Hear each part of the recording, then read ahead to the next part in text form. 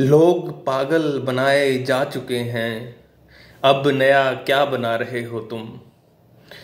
नमस्कार दोस्तों, मखदूम साहब की तरह आप भी यही कह सकते हो कि पोस्टडॉक पे काफ़ी सारी ऑलरेडी वीडियोस अवेलेबल हैं, तो मैं नया क्या बताऊंगा। तुम कोशिश करूंगा कुछ नया बताने की, कुछ अपना पर्सपेक्टिव, अपने पॉइंट ऑफ व्यू से कुछ नई बातें ऐड करने की। तो why postdoc after PhD, why we need to do a postdoc. तो दोस्तों, हर काम की तरह पोस्टडॉक करने की भी दो ही वजह होती हैं या हो सकती हैं।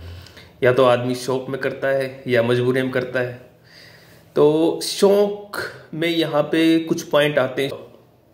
तो पीएचडी आदमी एक रिसर्च एरिया में करता है, एक फील्ड में करता है, उसका एक टॉपिक होता है। नाउ अगर अब आप अपने रिसर्च फील्ड को, रिसर्च एरिया को एक्सपेंड करना चाहते हैं, एक्सटेंड करना चाहते हैं और एक्सप्लोर करना चाहते हैं उसी फील्ड को, या कुछ नया उसमें ऐड करना चाहते हैं, देन ये शौक वाली बात हो गई। इसके अलावा आपको फॉरेन जाना है, एक नया वर्क कल्चर देखना है, डिफरेंट जगह कैसे काम होता है, तो ये सब आ गया। और फॉरेन का भी एक्सपीरियंस है कि मुझे इंडिया में मैंने काम कर लिया था, तो अब मैं फॉरेन का एक्सपीरियंस लेना चाहता हूँ। तो ये होगी शौक वाली बात। दूसरा पॉइंट है मजबूरी के। कुछ लोग करना नहीं चाहते क्योंकि पीएचडी करते करते आदमी अबव 30 हो जाता है, तो मतलब एक रेगुलर जॉब वो चाहता है। तो मजबूरी ये है कि भाई हालात बहुत बुरे हैं अभी इंडिया में, जॉब नहीं मिल रही। तो जिसको जॉब नहीं मिलती और बाय चांस बाहर मिल जाती है, यूएसए में मिल गई, यूरोप में मिल गई या किसी और कंट्री में मिल गई, तो फिर वो पोस्ट डॉक करने के लिए आ जाता है। तो मेरे केस में ये दोनों ही बातें थी कि कुछ शौक था, कुछ मजबूरी थी। इंडिया में जॉब भी नहीं मिली और बाहर एक्सप्लोर भी करना था। इसके अलावा ये भी सोच के आया हूँ कि फ़ौरन का थप्पा लग जाएगा। भाई विदेशी कुत्ते की वैल्यू ज़्यादा है, देसी कुत्ता कौन पाल रहा है। तो कुछ समय यहाँ पे एक्सपीरियंस लेंगे यहाँ का, और फिर ज़्यादा चांसेस होंगे इंडिया में ठीक ठाक जॉब मिलने के। अब अपने देश की ज़्यादा बुराई कर नहीं सकते क्योंकि भक्त लोग पीछे पड़ जाएंगे कि बाहर जाके अपने देश की बुराई कर रहा है। लेकिन हालात, सच्चाई यही है कि अभी जॉब मिल नहीं पा रही। और ये सिर्फ मेरा ही केस नहीं है, मुझसे भी, हालांकि मेरी एजुकेशन एनआईटी से, आईआईटी से हो गई है, लेकिन मुझसे भी ज़्यादा टैलेंटेड और एक्सपीरियंस लोग हैं जिनको अभी जॉब नहीं मिल पा रही, दिक्कत हो रही काफ़ी। अब ये करते रहते हैं यार, अपने इंडिया, पाकिस्तान, हिंदू मुस्लिम ये सब करते रहो, लेकिन भाई जॉब तो दे दो। अब बड़े बड़े इंडस्ट्रियलिस्ट हैं, सुनाई बहुत सारे नाम तो नहीं लूँगा मैं, खैर, लेकिन उनकी इंडस्ट्रीज़ को बढ़ाया जा रहा है। जो मिडिल क्लास आदमी है वो जैसे तैसे करके पढ़ाई कर लेता है, फिर उसको जॉब नहीं है। तो एक मखदूम साहब की ही एक कुछ शेर है कि गांव की झाड़ियाँ बता रही हैं, गांव की झाड़ियाँ बता रही हैं, शहर में गुल खिला रहे हो तुम। गांव की झाड़ियाँ बता रही हैं, शहर में गुल खिला रहे हो तुम। लोग पागल बनाए जा चुके हैं, अब नया क्या बना रहे हो तुम, अब नया क्या बना रहे हो तुम। और एक तो हम उदास हैं उस पर, एक तो हम उदास हैं उस पर, शायरों को बुला रहे हो तुम, शायरों को बुला रहे हो तुम। और फहमी साहब की भी एक गज़ल के कुछ शेर हैं कि उसने कल रात खूब बातें की, उसने कल रात खूब बातें की, मेरी एक बात टालने के लिए। तो रोज़गार की बात, जॉब की बात, या कुछ बेसिक नीड्स हैं, इसकी बात ना करने के लिए ढेरों बातें करी जा रही हैं देश में, सरकार में। और ये हर सरकार की बात है, सिर्फ मोदी जी की बात नहीं है। मतलब यार, अब सरकार में मनमोहन हो या मोदी, हमेशा ही मरता है किसान और फौजी। तो आखिर में तो आम आदमी, किसान है, फौजी है, मिडिल क्लास आदमी है जो जॉब करता है, उसी को परेशानी होती है। तो जो मुद्दे की बातें हैं उनसे भटकाने के लिए बहुत सारी फालतू की बातें न्यूज़ चैनल्स में और हर जगह करी जाती हैं। तो फहमी साहब कहते हैं कि उसने कल रात खूब बातें की, मेरी एक बात टालने के लिए। हम भी शामिल थे खेल में लेकिन सिर्फ सिक्का उछालने के लिए। तो हम भी शामिल तो हैं लेकिन सिर्फ सरकार बनाने के लिए, वोट देने के लिए, इसी सब में शामिल हैं। और एक तो यार अपनी एजुकेशन ख़त्म ही नहीं होती।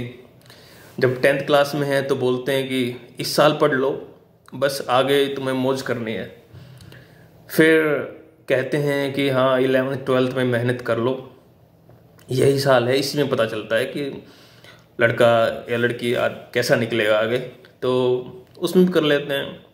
फिर कहते हैं चलो बीटेक कर लो, इंजीनियरिंग कर लो या कोई और स्ट्रीम पकड़ लो, फिर ये करते रहो।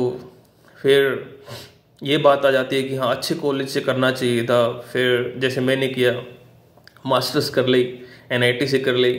फिर ऐसे करते करते भाई PhD भी हो गई। लगा PhD से आगे तो कोई जॉब ही नहीं, एजुकेशन ही नहीं है, अब तो डिग्री पूरी हो गई है। तो फिर कहते हैं अच्छा बाबू ऐसा करो तुम अब पोस्ट डॉक कर लो। तो भाई ठीक है, आ गए हैं पोस्ट डॉक करने। लेकिन सिर्फ मजबूरी नहीं है, फ़ायदे हैं, पॉजिटिव पॉइंट्स काफ़ी हैं, सिर्फ नेगेटिव नहीं है। कि आदमी को नई चीज़ें सीखने को मिलती है, आदमी को बहुत कुछ सीखने को मिलता है। लिखा है कि रख तू सीखना जारी हर एक दिन, रख तू सीखना जारी हर एक दिन, तेरा उस्ताद बनना तय है एक दिन, तेरा उस्ताद बनना तय है एक दिन। तो दोस्तों पूरी ज़िंदगी भर ही सीखना है।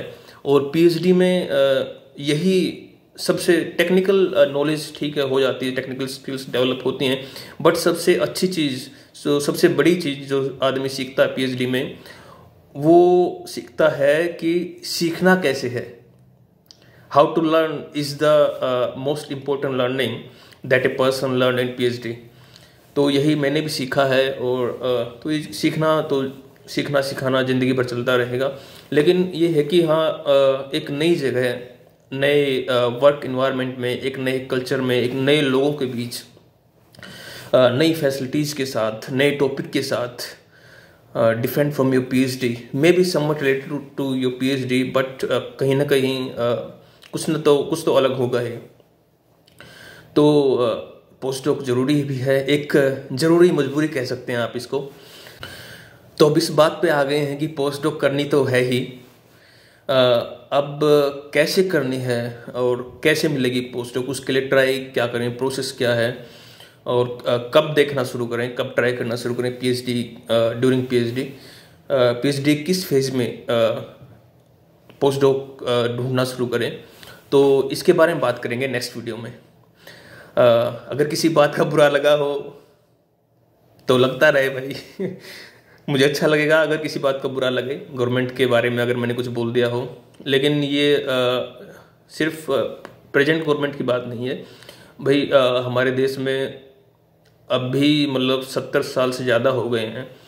तो पिछली सरकारों का भी योगदान रहा है हमें यहीं पे रखने में, पीछे रखने में, that we are still developing, not a developed country. तो इसमें पिछली सरकारों का बहुत योगदान है। अब मोदी जी काफ़ी मेहनती आदमी हैं, अब एक गरीब परिवार से टॉप पोजीशन पे पहुँचे हैं देश में।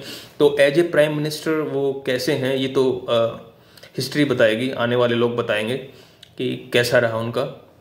जैसा हम बताते हैं कि पिछले प्राइम मिनिस्टर ऐसे थे, नेहरू जी ऐसे थे, अटल जी ऐसे थे। तो ऐसे ही आने वाली पीढ़ियाँ इनका भी बताएंगी कि मोदी जी ने कैसा काम किया। क्योंकि अभी जो डिसीजंस लिए जा रहे हैं तो इनका इफेक्ट फ्यूचर में क्या पड़ेगा, ये तो फ्यूचर जनरेशन या हम लोग भी देखेंगे आने वाले समय में।